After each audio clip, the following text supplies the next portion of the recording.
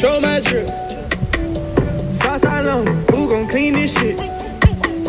Southside long, ice on my neck, ice on my bitch. So I'm using a mesh black dome cap, which I got from the hair store.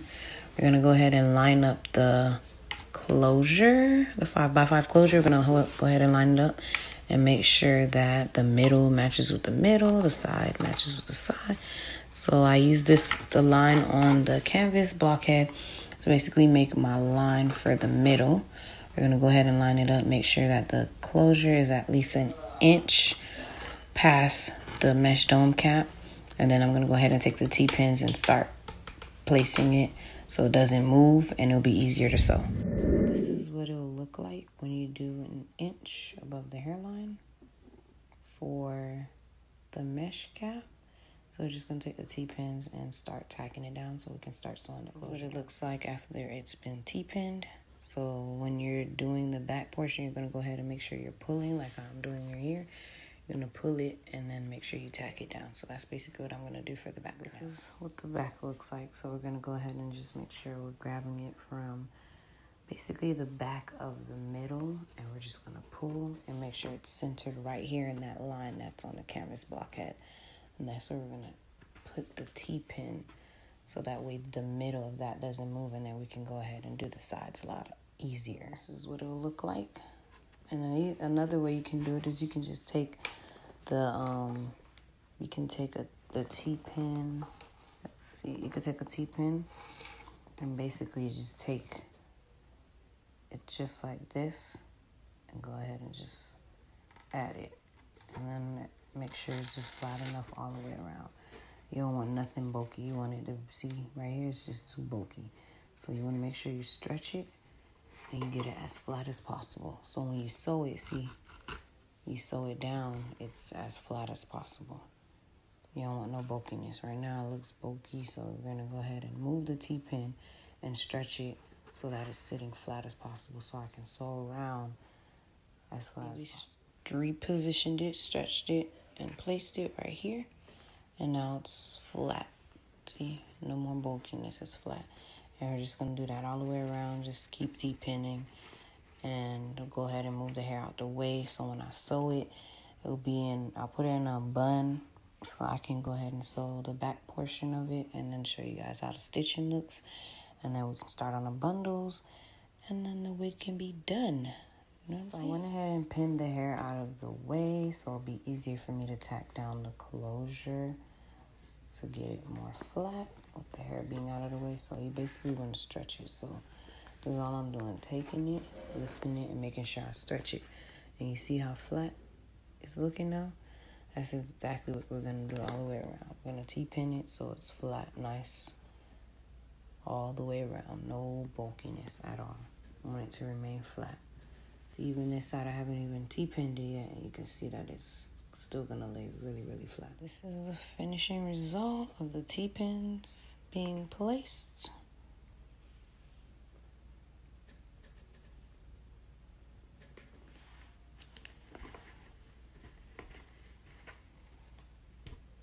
And that's what it looks like. I already got both of my needles threaded. I used to have more. I don't know what happened to them. But yeah, I'm going to buy more and then get a foam head and go ahead and start putting them on the foam head and have them already ready for things like this, like videos and stuff. So I don't have to be worrying about, you know, needling, threading in between.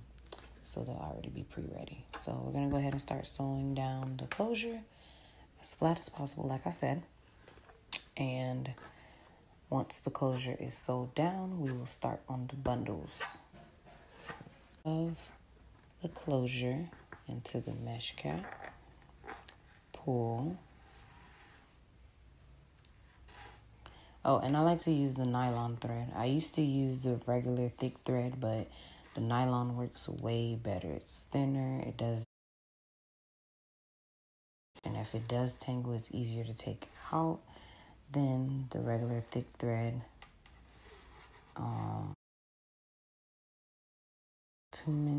Too much have problems with it as much, but unless I loop it a little too long, but it works. So I'm gonna go ahead and do another stitch with the loop method. So we're gonna go ahead and do the same thing, and we're just gonna 1, 2.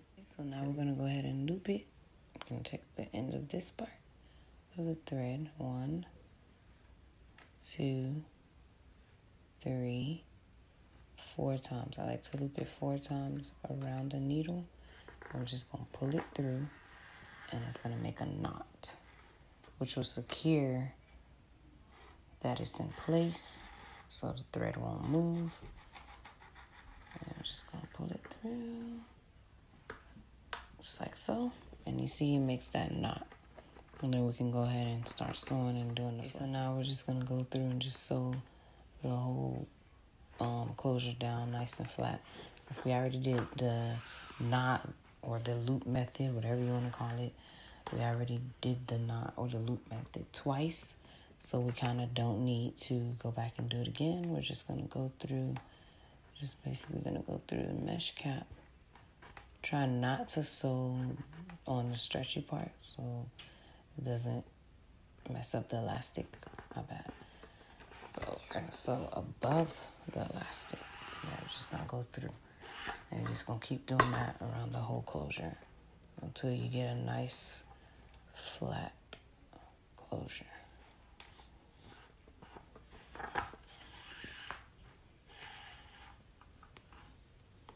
So yes, your stitching does matter. You don't sew as... So this is what the closure looks like after it's been sewed down.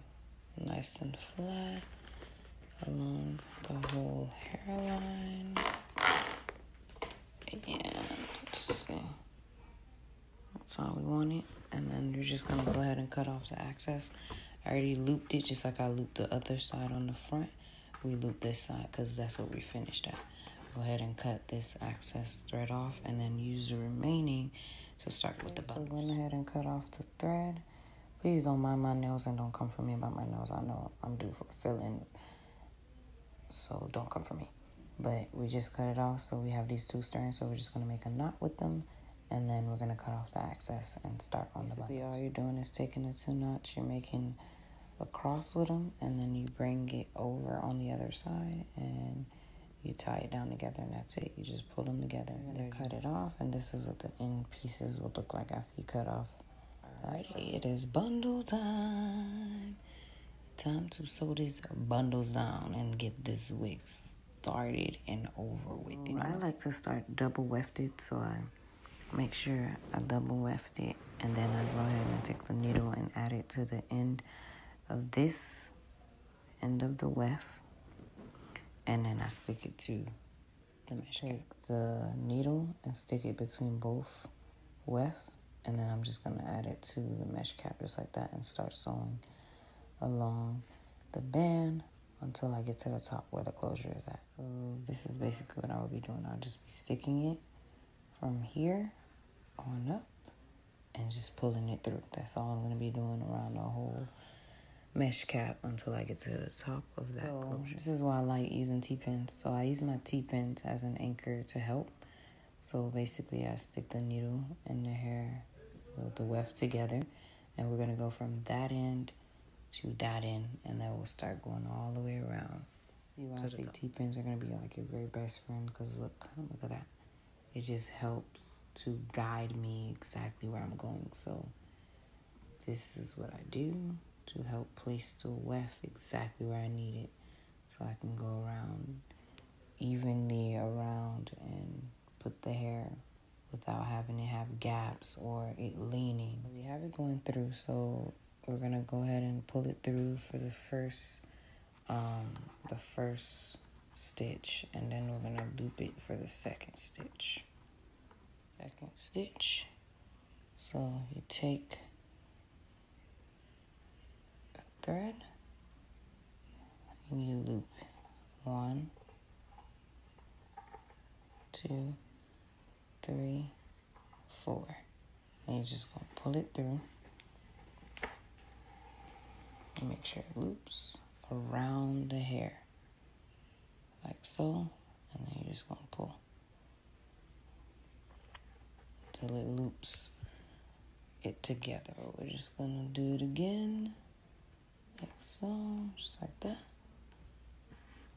and loop.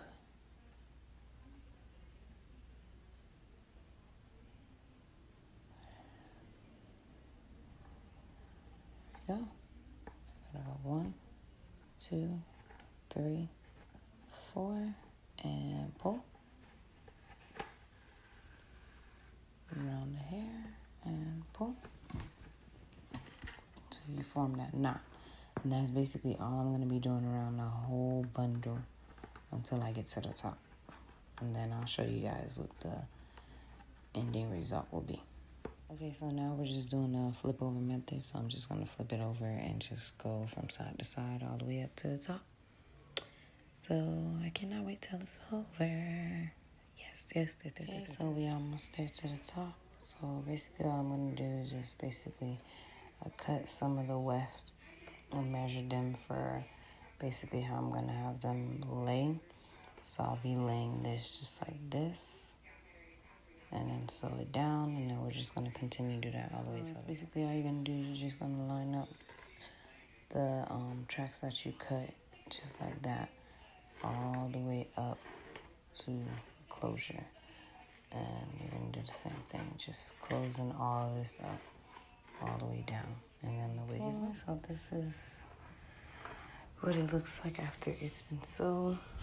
I don't sew it too close to the closure or even the frontal anymore. I used to connect them, but if you leave a little space, anybody gonna go in your head and notice that. But so I sew as close as possible as I can to the closure.